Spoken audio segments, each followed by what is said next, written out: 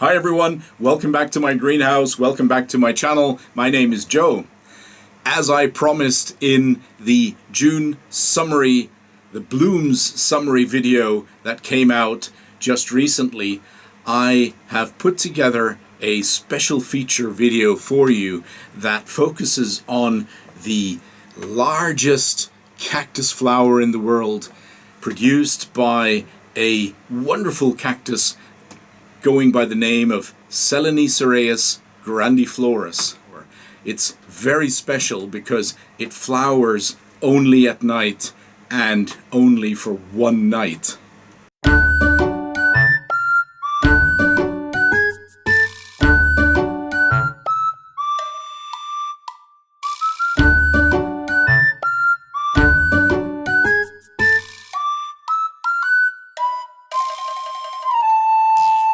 Hi everyone, welcome back. My name is Joe.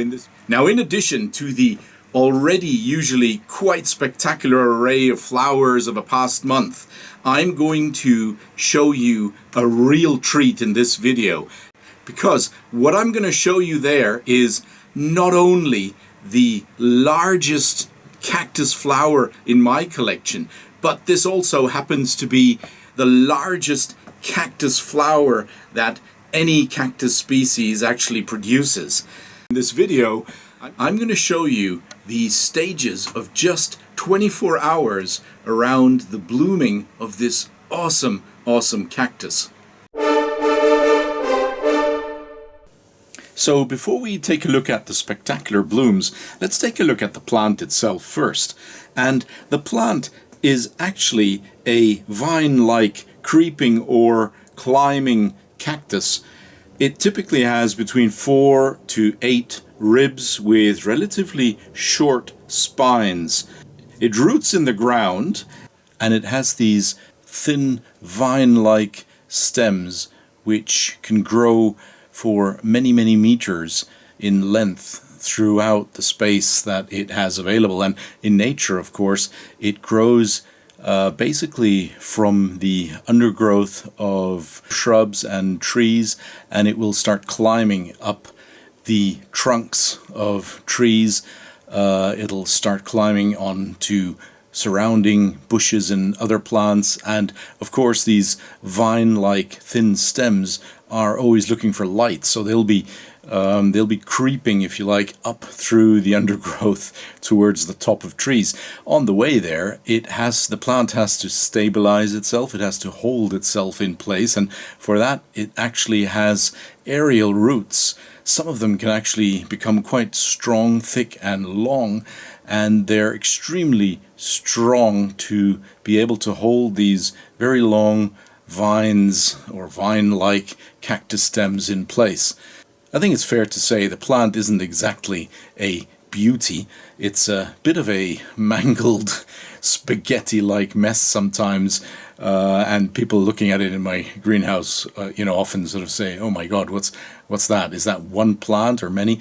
I actually grow several species together in one container, and they're growing quite nicely in a location that is sort of a half-shade location. So I grow it in the semi-shade, and the plant gets light, a fair amount of light, but only an hour or so of direct sunlight every day. And I grow it in a relatively rich, porous compost with bark components. So I mix actually a cactus substrate with an orchid substrate, and that's the kind of compost that these Selenicereus plants actually really quite like, and they do appreciate a little bit more moisture, a little bit more watering than your average cactus. So they really need to be treated more like the epiphytic, the epicactus or phylocactus types of cacti. However, also in the winter, they do appreciate, in fact they require, if you want to get them to flower, they do require a dormancy period, and that means temperatures should go down from the summer temperatures not below 10 degrees centigrade or about 50 degrees Fahrenheit in my experience. If you have them at colder temperatures, they do become quite sensitive to either rotting or actually being attacked by fungi. Now my plants, as I say, they actually are all growing from out of one container. That makes it easier for me to control the substrate and the moisture, because in that way I can treat all the plants in a very similar way, and they've got a location which gives them the sort of half shade location that these plants love. Of course, a number of the long stems, they find their way all the way up to the roof of the greenhouse, and very often it's towards the top of the vine-like stems that the buds will also be appearing. Now the woolly buds, they appear, like with all cacti, out of the areoles, and they actually grow relatively quickly from just tiny little woolly buds to quite large buds prior to opening. You can already see the dimension of the flower that is about to open, and on the day of the opening of the blooms, they open during the night, but on the afternoon of the night that they fully open, round about 4 p.m. they'll already slowly start opening the buds, and it's an amazing sight to see what's going to be coming in the next couple of hours.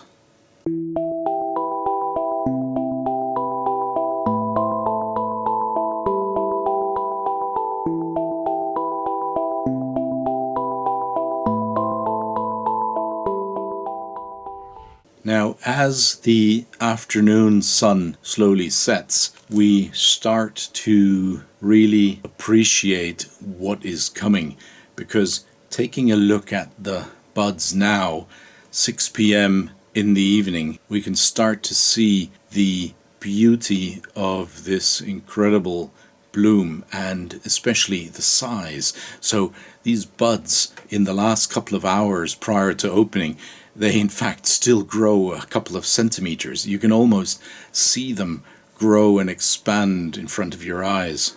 And the size of these buds and then blooms is just breathtaking. The one that I have here actually measured between 25 and 30 centimeters across, so that's 10, almost 12 inches across.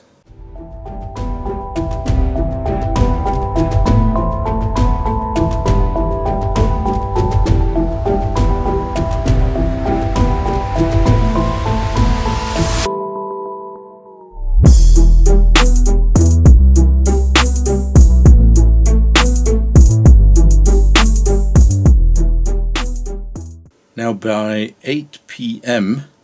so we still have some daylight outside. Remember, it's the end of June, in fact very close to the summer solstice that this particular flower was opening, and so 8 p.m. we've still got the blue sky in the background, although the sun is now setting, and we're starting to appreciate the size and the beauty of this remarkable, unique flower.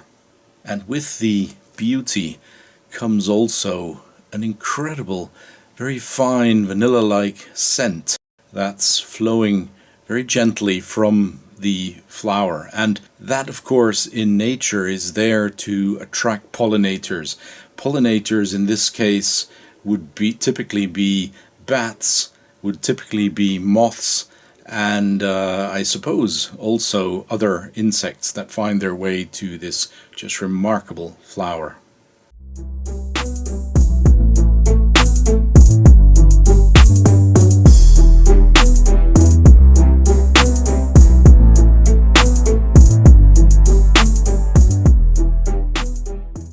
I had to actually place my hand as a scale next to the incredible blooms a few times just to remind myself of the size, the sheer size of the flower. I find it beautiful to see the contrast between this majestic, huge flower on the one hand, and then next to it the thin vine-like stems of the actual plant. And what a contrast in beauty.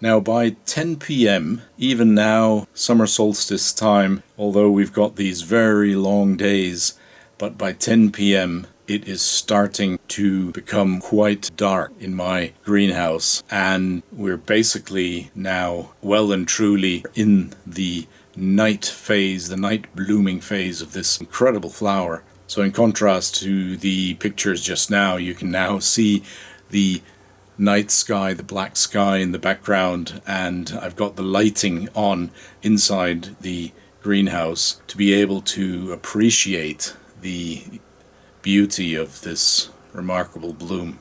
And coming into the greenhouse from the outside, the wonderful scent immediately hits you when you actually come inside to the room where the Selenicereus is growing and blooming. Let me also say a few words about the origins of this plant. It's actually one of the oldest known cacti in the botanical world. It was already described by Carl von Linné when he set up his binomial system of plant names, and he described a Selenicereus grandiflorus.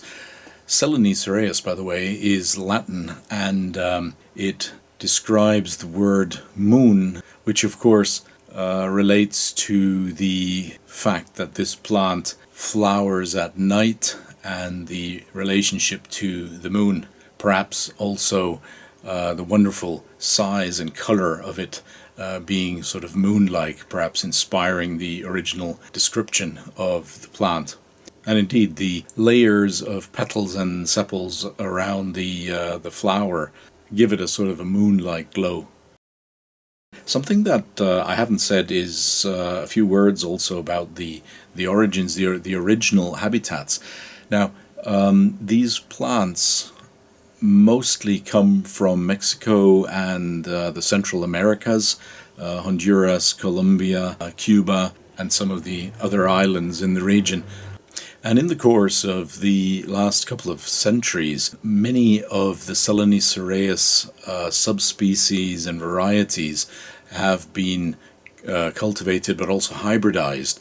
And in fact, the vast majority of plants that are sold these days under the name Selenicereus grandiflorus or Queen of the Night or Night-Blooming Cereus, the vast majority are hybridized versions of the original pure species grandiflorus. Grandiflorus, of course, referring to the grand size of the flower, the huge size of the flower. So the pure species these days is very rarely found. Nevertheless, all these hybrids that are in cultivation are equally beautiful.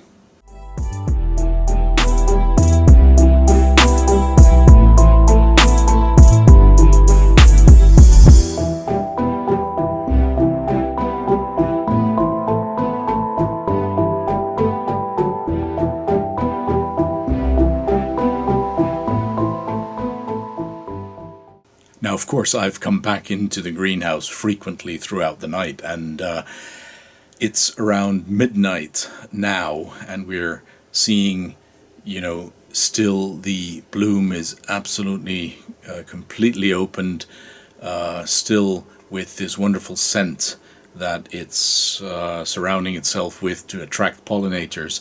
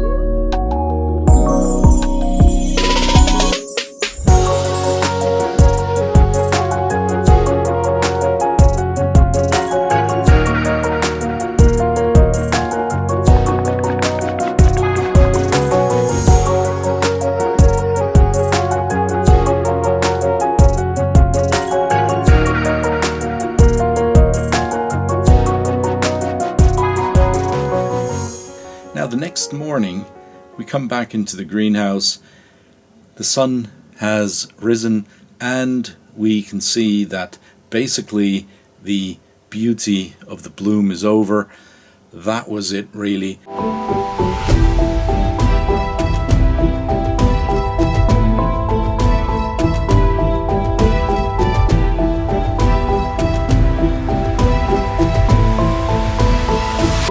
And by late morning, the beautiful flower has withered. It's all over, and all we have is the memory of last night's beauty of this unique flower. But what a unique experience that was.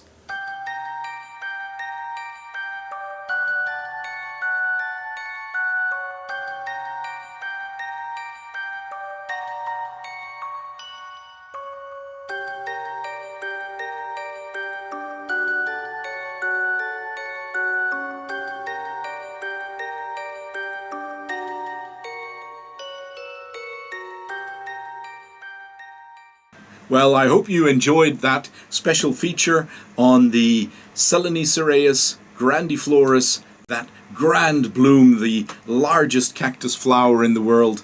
And if you did enjoy that, if you like that, just click a like, send me a comment if you'd like to, or a question. And if you haven't yet subscribed, please subscribe to my channel.